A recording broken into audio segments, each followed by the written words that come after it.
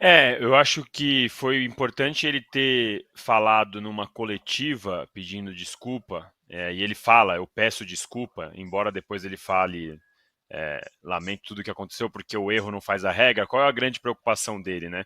A preocupação dele é que daqui para frente sempre vão falar que ele é machista, toda vez que ele falar alguma coisa vão chamar ele de machista e toda a coletiva dele. Então ele está muito preocupado que isso pegue, que isso grude. E para não grudar, depende só dele. Depende dele e de como ele vai se comportar daqui para frente em outras ocasiões que ele pudesse posicionar nesse sentido contra o machismo, ou quando ele tiver outros momentos que ele fica nervosinho, como ele normalmente fica, o jeito que ele vai se comportar nas respostas e etc. Depende só dele. Então eu vejo essa preocupação. Acho que demorou um pouco para ele pedir essa desculpa de verdade, porque como você disse, a nota foi muito ruim. Tudo bem, esperou o jogo acontecer e tal, mas hoje em dia, se ele quisesse mesmo, ele poderia ter convocado uma coletiva. Eu tenho certeza que teria fila de espera para uma coletiva dele na sala de imprensa do Palmeiras, se ele quisesse realmente remediar rápido essa questão. Então acho que demorou. Mais antes tarde do que nunca. Agora, essa questão de grudar o rótulo de machista nele vai depender só dele, de grudar ou não. Ele que vai fazer esse trabalho para que essa peixa não fique grudada nele. Fato é que ele errou feio. E como você disse, a gente está num país machista, que tem casos e casos, e que ele pode se tornar, de repente, um agente num combate a esse problema que a gente tem na sociedade. Seria maravilhoso, né, PVC? Se ele realmente entendesse a importância dele nessa luta, né? Não, eu acho que tem duas coisas. Semana passada eu critiquei a nota porque a nota não dizia desculpa. Agora, ele disse desculpa. Quando você pede desculpa, você tem duas opções. Quem ouviu pedir desculpas tem aceitar a desculpa ou não aceitar a desculpa. A Aline pode perfeitamente não aceitar as desculpas. As mulheres do Brasil, de um modo geral, podem não aceitar as desculpas. Mas ele pediu desculpas. Então, eu acho que tem um caminho bom aqui. Acho que ele fez o silêncio, ele não colocou uma coletiva antes, porque uma das bobagens que ele fez na semana passada, a grande bobagem foi o machismo. Uma das bobagens que ele fez semana passada foi não aproveitar a segunda vitória seguida de brasileiro, a primeira na sequência da eliminação do Libertadores, e usar a semana livre como calma, vamos trabalhar. Não, ele perdeu 2 dias disso, porque ele cometeu uma asneira do tamanho do mundo, machista, e teve que repercutir esse caso.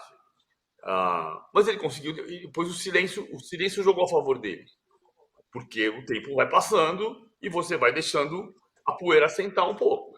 Quem não desculpar, não desculpou. Ponto. É o ônus dele cometer um vacilo gigantesco. Quando você pede desculpa, você vai falar assim, não desculpa. Beleza. Do meu ponto de vista, eu acho que ele fez, dessa vez, usou a palavra certa. Nos bastidores, a gente sabe que o que ele que estava bravo, ele descontou na Aline Fanelli, querendo falar sobre a relação dele com a Mancha Verde, porque o que ele estava louco da vida era isso que o Fernando falou. Ele estava doido que a Mancha Verde tinha ido para a arquibancada gritar Brasileirão agora é obrigação. E é claro, não é que não seja obrigação.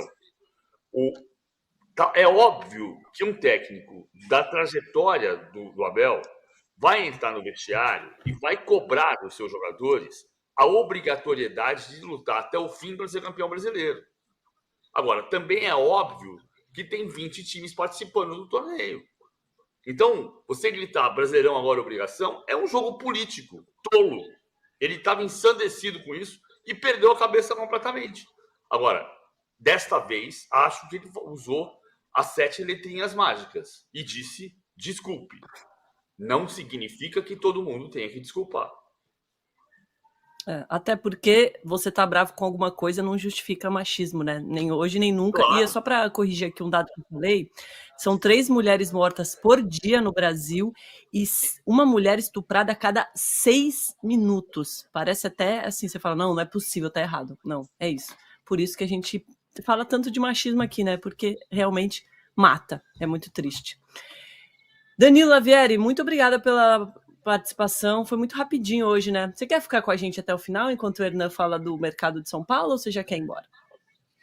Vocês que mandam, eu tô aqui, ver o meu primo falar é sempre uma honra, é uma aula. Então, se vocês quiserem, eu fico aqui tranquilo. Ah, Vamos então lá, fica. então. Fica, a gente gosta da companhia. Fica, E até porque eu queria fica, vai falar ter a minha gol. piadinha, André, né, que eu fiquei pensando aqui, porque tem reforço chegando no São Paulo que é obrigado a jogar bem logo no começo, senão vão falar já mal? Eu quero ver a Meu pronúncia dele primeiro. Deus. Não, eu quero ver a pronúncia. Jamal Lewis, como é que é essa história aí? Eu quero ver. É nome de velocista, Tá, 200 metros rasos. não, exatamente. É um nome igual. Você bota lá no Google, o que aparece primeiro é o velocista, né? É o atleta do atletismo. Mas Jamal Lewis é um jogador de 26 anos. Ele é da Irlanda do Norte. É um jogador que é do Newcastle, né? Então a negociação foi São Paulo-Newcastle com um intermediário brasileiro que ajudou ali a direção nessa negociação. Claro, méritos todos dessa negociação para o Departamento de Futebol de São Paulo, que foi lá, pensou e conseguiu trazer o jogador. Obviamente, né, nos bastidores do São Paulo havia uma pressão muito grande em cima da diretoria por causa da quantidade de nãos que o time levou, né, que a diretoria levou nas negociações. Mário Rui, português, não veio. O próprio Alexandro, hoje é do Flamengo, teve uma negociação e o São Paulo não teve gás financeiro para poder trazer o Alexandro. Aí depois teve o Paul Fernandes, do Boca Juniors, tomou um não do Boca. O Thiago Mendes tomou um não do Al Hilal, né, do clube árabe. Então, assim, o São Paulo já estava pressionado nos bastidores. Né? Por mais que o discurso do Casares, do Belmonte mesmo, a nossa janela foi a principal, foi a de janeiro, agora foi uma janela pontual, veja, o São Paulo contratou o Marcos Antônio da Europa, contratou o Juan lá do Sassuolo da Europa, então assim, era um discurso muito para colocar como escudo ali as críticas que eram muito grandes e a pressão era muito grande, porque havia a promessa para o Zubeldia desses reforços e o São Paulo estava só 8 meses sem um lateral esquerdo. Desde a saída do Caio Paulista, só o Wellington que assinou pré-contrato. Diante desse cenário, São Paulo começou a trabalhar desde quinta-noite, sexta, sábado, para fechar esses jogadores. Então, o Rui Costa muitas vezes dormia 3, 4 horas por noite para poder, no fuso horário, fazer videochamada para poder negociar lá na Inglaterra, negociar na Argentina. Então, assim, foi um momento de muita pressão na diretoria, que agora, né, internamente se traduz num alívio, porque conseguiram trazer esses reforços. Então, são dois reforços, é o Jamal Lewis e também o Santiago Longo. Dois jogadores que têm a mesma idade, 26 anos. O Santiago Longo é um jogador que tem mais um defensivo, né, uma característica defensiva, sai à frente, é bem verdade, mas para dar um desafogo de calendário que é muito pesado em cima do Luiz Gustavo, que é um jogador acima dos 30 e que está jogando muita bola, mas o calendário traz algum perigo ali em relação ao jogador estourar no limite físico. Então, são dois jogadores que já estão no Brasil e o São Paulo vai apresentar com muita calma, assim, nessa data FIFA, agora de jogos, a apresentação dos dois. Porque também é o do Jamal Lewis, em inglês, vai ter que ter uma tradução ali. Então, o Felipe Spínola, lá, que é o chefe da comunicação do São Paulo, vai ter que trabalhar essa questão aí da apresentação desses dois reforços. Você queria Só um saber sua detalhe, nota para essas duas convocações e uma pergunta, Sim. uma curiosidade mesmo. A gente já teve jogadores da Irlanda do Norte aqui no Brasil? Não, do Norte não. Da Inglaterra tinha nos anos 20, Harry Welfare no Fluminense. Teve muito jogador nos anos 20 que o futebol brasileiro começou vindo de jogadores, Oscar Cox no Fluminense, mas norte-irlandês eu não tenho notícia não, a primeira vez. Tem um clima que está de desconfiança ali, de direção com o Zubeldia, e entregar os reforços para o Zubeldia é parte desse roteiro, porque o Zubeldia estava com um discurso pronto para dizer: eu não tenho reforço, não tenho substitutos. Veja que o Zubeldia vem de um jogo contra o Atlético Mineiro em que ele não mudou ninguém durante 90 minutos.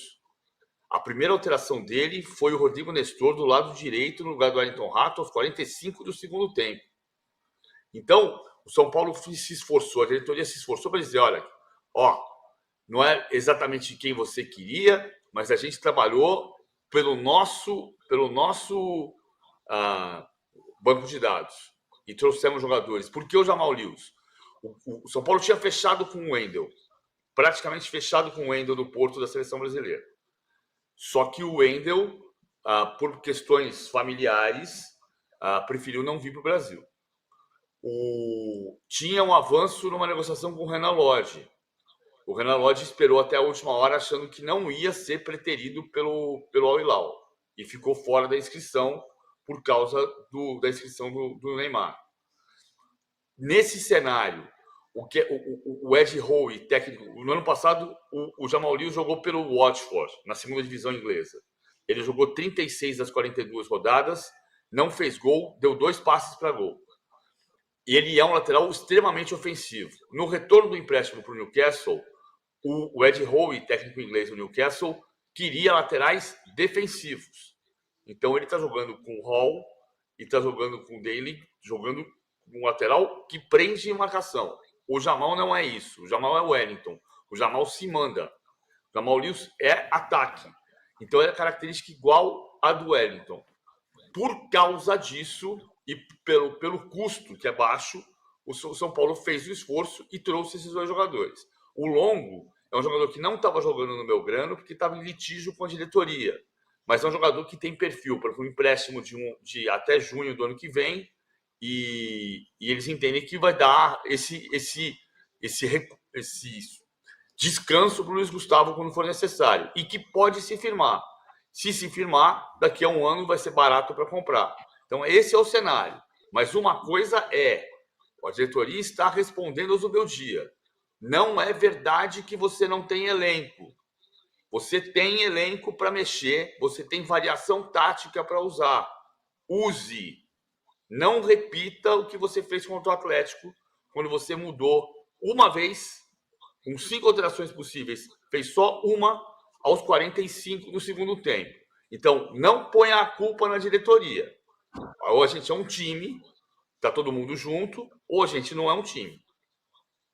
O PVC, tem também uma coisa importante, Domi, desculpa, rapidinho, que é importante isso aqui, que eu ouvi também nos bastidores do São Paulo. A entrevista coletiva do Zubeldia elogiando a diretoria nas contratações, ela teve 2 olhares, né, na direção. Uma ala gostou e falou, que legal que ele falou, valorizou o trabalho da diretoria, e uma outra ala olhou e falou assim, isso aí, nas entrelinhas, é uma pressão na diretoria para contratar nessa janela. Porque na última entrevista coletiva, foi antes do jogo contra o Atlético Mineiro, ainda tinha um período de 8 dias de janela e o São Paulo estava tentando contratar o Mário Rui, por exemplo, né? Então, assim, muita gente dentro do São Paulo enxergou aquela fala dele na coletiva como uma pressão para a diretoria, já que eu elogiei esses são bons, traz os reforços. E outros também que acharam, gostaram, enfim, festejaram o fato do treinador valorizar o trabalho da diretoria, mas teve esses 2 olhares aí em relação ao Zubeldia. Muito bom, PVC, para a gente encerrar rapidão, qual nota então para o Jamal Lewis primeiro? Eu acho que os dois reforços são nota 6. Não é reforço de quebrar a estação, não é o Caraz, que é o segundo jogador mais caro da história do Brasil, nem Almada, que é o mais caro da história do Brasil, mas são jogadores para pontualmente ter variação tática para o Zubeldia usar. Então, acho que nota 6. Boa. Participação do Danilo Avieri, eu dou nota 10. Muito obrigada. André, mais um para nossa conta. PVC, valeu demais, boa viagem. Tem uma mensagem aqui do Caio César de Viveiros, que mandou várias vezes, falando denúncia, o Dorival com o Valco Lucas para prejudicar o São Paulo. Não deu tempo de falar sobre isso hoje, mas a gente fala amanhã. A carinha do Hernan. Só falar já uma coisa tudo, sobre mas isso. Amanhã só uma coisa sobre isso. Diga. Só uma coisa sobre isso. O Rafinha, que arrebentou no jogo 7-0 do Barcelona contra o Valladolid no sábado, na coletiva, o Dorival já tinha dito que não ia convocar o Rafinha, porque o Rafinha está suspenso do primeiro jogo. E ele queria nos 2 jogos. Então, assim, a gente tem que parar, a gente precisa trabalhar, a CBF precisa trabalhar para permitir que a gente curta a convocação, né? O cara tá super feliz. O Lucas tá extremamente feliz com a convocação. Eles estão dizendo, mas ele convocou para prejudicar o São Paulo. Não, cara. Se eles vão ficar fora da Copa, vai ser um fiasco para todo mundo. Qual?